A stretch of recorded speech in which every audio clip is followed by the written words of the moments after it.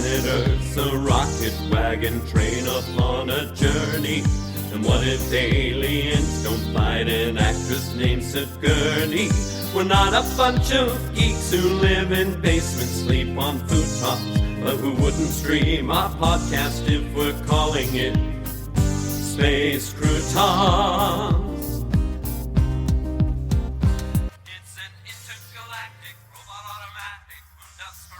Curdy Clammerwood here, and I want to make this clear from the get-go.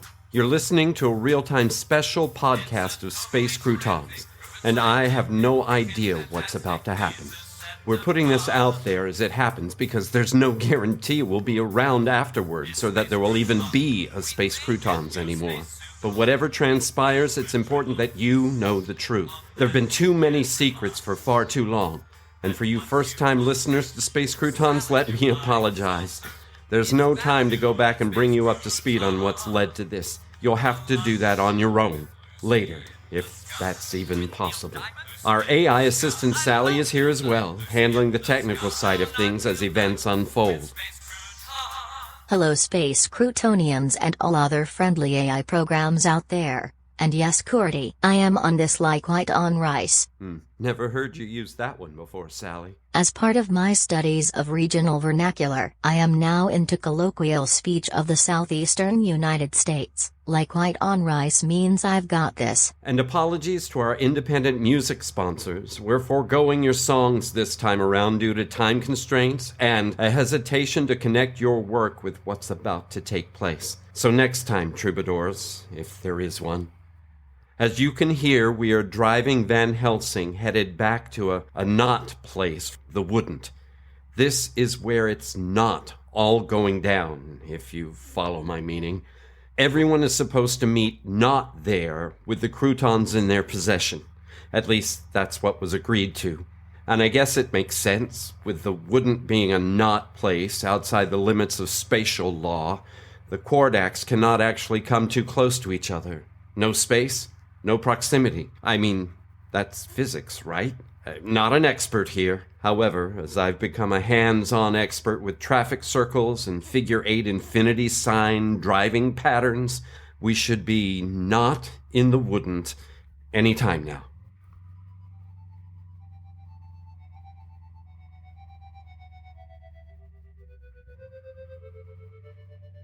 And not here we are. I recognize the same stand of trees stretching up to melt into the dark sky. It's the same clearing, about 90 feet across, this time with a dozen oversized wooden rocking chairs, each placed in front of a massive timber marking the circumference of the clearing. There's no sign of anyone else yet. Sally, Bluetooth to my cell and let's check out our surroundings. Okay, we're stepping out of the van into the quiet, and I'm scanning clockwise around the clearing, just inside the tree line. There's a hollow darkness behind the trees, while a pale white light illuminates the center of the openness. Curdy, over yonder, that is, across the clearing, my sensors indicate an increased vibration in the energy field. Brittany! Aiden, over here! If you're Curdy 1, hey there. If you're Curdy 2, bite me. Okay. Welcome to our first arrivals. We will be joining you shortly. Please make yourselves comfortable. Well, ain't that just fine and dandy? Sally, study later, okay? You need to pay attention. With the gemstone and a small titanium box in my jacket pocket, I sit in the rocker nearest the van at the 6 o'clock position, directly across from Brittany and the rabbit's foot, which I'm guessing is in her shoulder bag at 12, and Aiden and the banana hanger clearly gripped in his hand at 11 o'clock. Ah, Joe and the other Mr. Clammerwood. I see you brought the clock, and I assume the moon ring. Join the others in the circle. We are just about ready. Brittany? Hello, Joe. You do. You look like Nikki. I mean, you are, right? In a way, yeah. I've got a lot of questions. I'll try to answer them. I guess it'll take some time to get to know each other again. On game if you are. Take seats. You can mix and mingle later.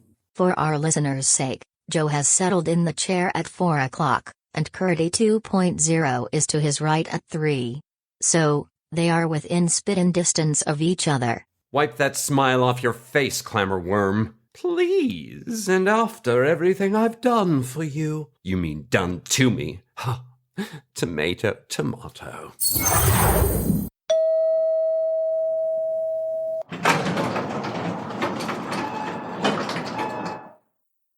Bent, Lucy, Flint, and Vera, take your places and let's begin the discussion. So, the others are spreading out from the 10 o'clock position back to 7, with Bent, after placing Vera at 8, settled right next to me with the Rubik's Cube cocked and ready. Dandy stands at 1 o'clock. Wait a minute, Dandy. We're not all assembled. The medallion? Where is it? Well, Brittany, the candidate is, shall we say, a bit shy.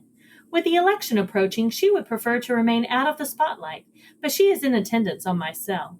We agreed we would all meet in one place. Technically, Aiden, we agreed to meet all in one not place. Shut your flytrap weed brain before I walk the dog over there to take care of business. I can take care of my own business just fine, Joseph. Sorry, did you forget that too? I suppose you think that's funny.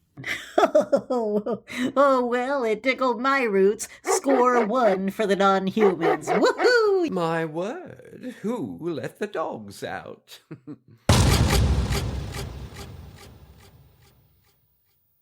Bent, was that really necessary? Stop wasting time.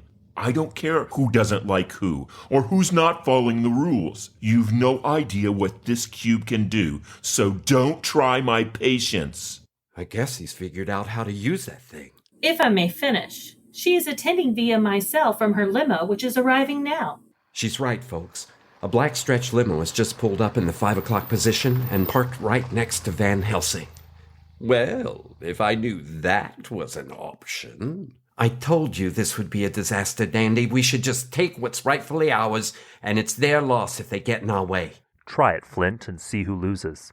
There are plenty of us here with weapons of our own, so just keep that pickpocket of yours in your hands where I can see them. All right, I think it's clear that we are all trying to acquire the quardacs. Some of you were sent to retrieve them in order to reverse eternity in your world. Others desire to explore their powers and make this world better. I and my cohorts want to bring them together to reunite with my finder now that the civil war on our planet has been resolved. And I believe we can all reach an agreement. We can all get what we want. And how exactly do we all get what we want? Here's what I propose. Bring the quardacs together to reverse eternity for the humans in the other dimension. Then allow me to bring Finer back. How does that help us in this dimension? Once Finer is back, in return, Dandy's agreed that they'll use their restored power to help us humans here improve our world. Win, win, win. And what if it's not? What if it's not what, Joe? Get real, Lucy. What if our world isn't improved? Look what they did to yours. He's right. Everything was fine before we ever knew about these quardacs. Now you have to undo things? Ms. Latch was clear. We have to keep these things from ever being used again for anything. Bent, I will make that happen when Finer returns, I promise. The quardacs will never threaten the Earth again. Let me get this straight. If we simply hand over our quardacs to you, you will try to end eternity for them and then try to bring back your sweetheart from some higher plane. And if both of those work without destroying us all, you will generously manage to hand us some mysterious world improvement here. Well, I think I like my chances better with what I've got. I mean, after all, a quardac in the hand is worth 2 in your titanium briefcases. And to the rest of you, I'm offering you the opportunity to join me, and we will decide what we want or need to change life as we know it, instead of groveling for a handout from aliens who brought their problems to our planet and consequently have been wreaking havoc ever since. Join you? After the lies and manipulation you've put all of us through? You shot me up into space, for Pete's sake. Please. You got back just fine, didn't you? And I might add, with a treasure trove of valuable information. Looks like we make a pretty good team. So come on. Come to Daddy. That does it. Well, butter my butt and call me a biscuit. Curdy and Curdy too are going at it like 2 mules fighting over a turnip. It's Brittany and the rabbit's foot. She's frozen the Curdys in time.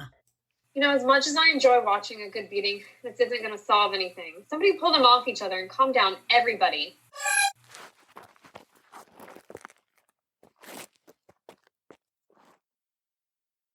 Now, Dandy is offering us a way to make everything okay again, and I think we should take it. Yeah, I second that motion. It allows me to complete my mission, and I can finally go home. Me too. Curdy? Which one? Shut up, she means me. Okay, I just want these things gone. Here, I'll start the pile right here in the middle. What the?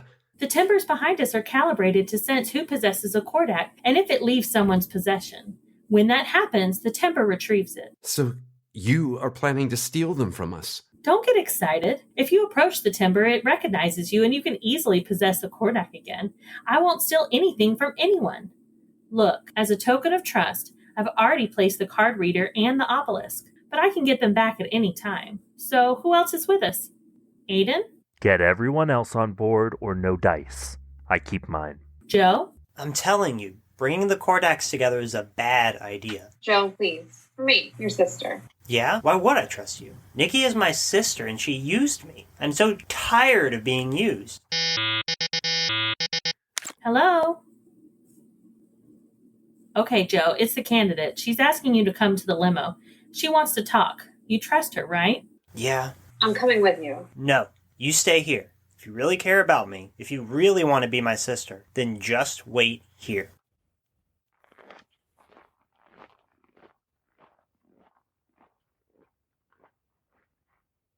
So Aiden, are you in? That's not everybody. There's still Bent and Curdy the clown. Oh, I think you meant clone. And for the record, I'm technically not that either. For the sake of time, just call me Mr. C. Sorry, but I don't trust you, Dandy. Ben, Mrs. Latch was doing what she was told at the time. It made sense then. She was protecting them from the dissensions, but things have changed. Enough of this pussyfooting around.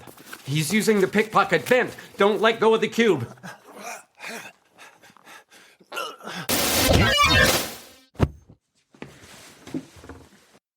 Bent is dead. What happened? Did the cube go off when Flint tried to steal it? Don't be ridiculous. We all saw it. It was the gemstone. You threw it on the ground and it killed him. And Bent couldn't defend himself because Flint tried to steal the cube. Where is the cube now? Don't worry. It's safe. The timber has it. If this is how we're going to play it, that suits me fine. Battle stations, Lucy. Vera the aloe has shed her pot and spread out like a cold supper. She has grown to 10+ feet. Her roots have become mobile and large flytrap-like appendages have sprouted. Meanwhile, the dog called Lucy is transforming into what you horror movie enthusiasts might describe as a werewolf, and they both look like they could chew up nails and spit out a barbed wire fence.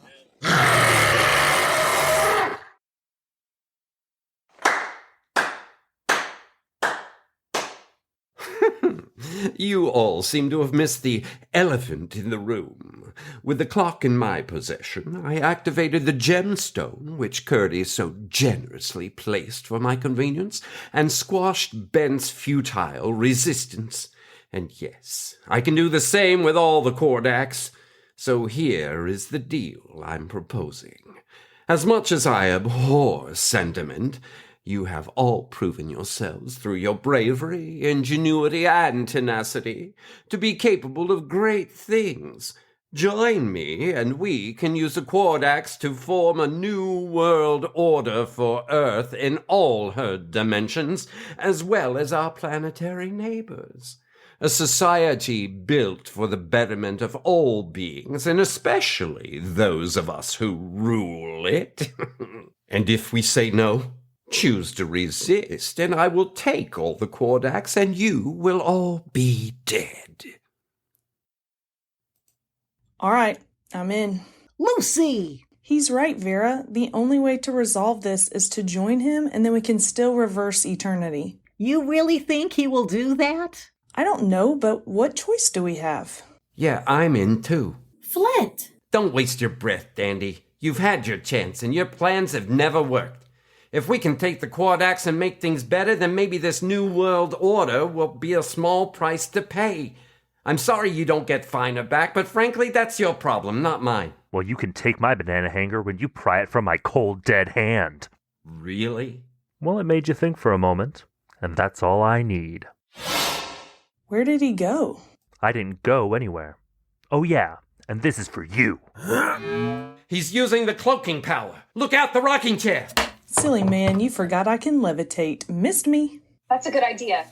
Stay, Lucy, stay. Flint, I'm stuck. Steal the rabbit's foot and get me down. Not if I can help it. Get off me, you weed. Don't forget me, Flint. I guess what you can't see can hurt you. Why, Mr. C, stop hitting yourself. Allow me to return the favor. There you are, Aiden. You must have dropped your precious banana hanger. Ha!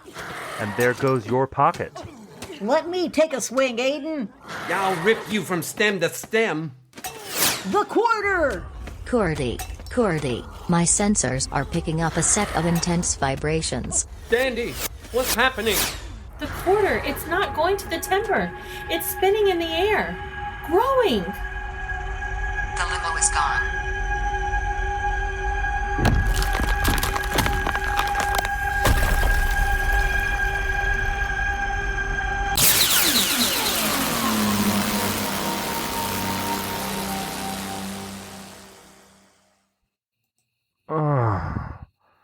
Where are we?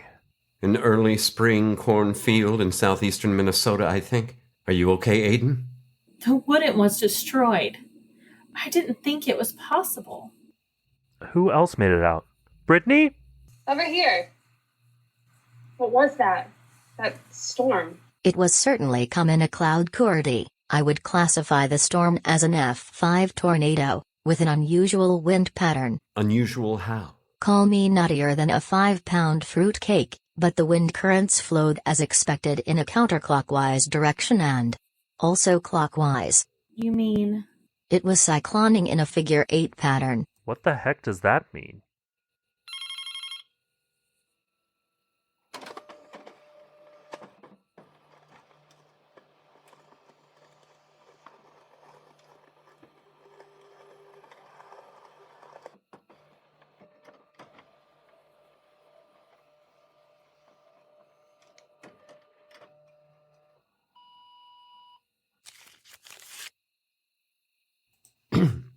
To Dandy, Brittany, Aiden, and Curdy. We'll tell you what the heck it means. The tornado was of our making. We've been waiting for you to handle the situation regarding the quardacs for some time now, and we finally found it necessary to take action. Why? All the lies and subterfuge of which you are all guilty. The growing threats to each other's personal safety and the safety of entire civilizations. Not to mention the continual bickering amongst the humans across dimensions, the quellings and a resurgence of the dissident rebellion. But most importantly, we've come to realize that when we traded the quardacs to the humans, receiving your faxing technology in return was a bad deal. It's weakened our civilization, turning us into faxing addicts and increasing unproductive time trying to fax to busy signals and affecting our quality of life in a most negative way. Therefore, we have returned your fax machine, separated your group from those who wished you harm, and have taken back the quardacs, nullifying the original agreement. We are actually negotiating with another civilization to trade them for their latest technology, something they call Instapot. We realize that some of you had high hopes for achieving something important with the quardacs, but ultimately the situations you found yourselves in were of your own making, and have now become the reality that you must live with. Best regards, the civilization formerly known as the Dickensians. We now call ourselves the Grobenites Motorcycle Gang, not to be confused with your Josh Groban's fan club. I mean, he's okay, and yes, we'll raise you up. Oh, and Motorcycle Gang is for street cred. That's it. It can't be. Finer. The Grobenites Motorcycle Gang has all the quardacs. We're gonna have to accept it.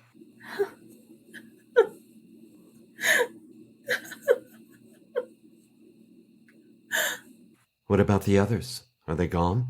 Good riddance. Who cares about them anyway? But Joe and the candidate never threatened us. Yeah, we didn't get a chance to find out whose side they were on. But the GMG must have known. If they were on our side, they'd be here with us now. So what now? We accept our reality and live with it.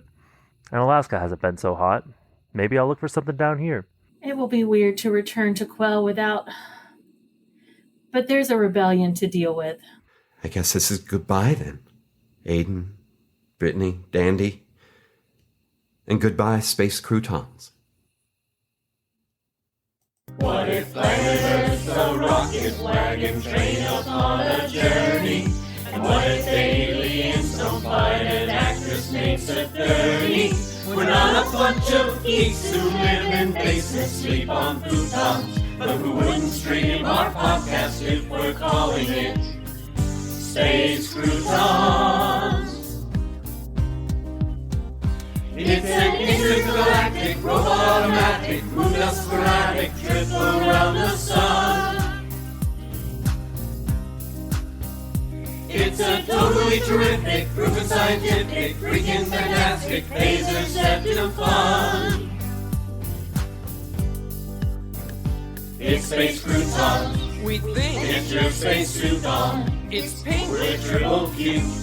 On that you can rely. And once you posture in Sally, your flying saucer, it's to Valley. red space croutons, for lunching with Lucy in the sky. With Neil Diamond. Lucy in the sky. I love Neil Diamond. Lucy in the sky. No, not Neil Diamond. With space croutons. Space Croutons is a work of original fiction. Similarities to persons, situations, or events, real or fictional, is coincidental and unintentional. Created and written by Jerry, Jace, John, Della, and Jeff Goodson. Episode 27 story by Jeff, Della, Jerry, and John. Original music by Jeff. Production by John, Jerry, Della, Rachel, Jessica, James, Patsy Puckett, and Jeff. Featuring the voice talents of Della, John, Jerry, Brittany, James, Jace, Rachel, Jessica, Barry Shea, Patsy Puckett, Jeff, and Sally. Entire work copyright 2020 by Jeff, John, Jerry, Della, and Jace Goodson. This has been a Good Witch audio production.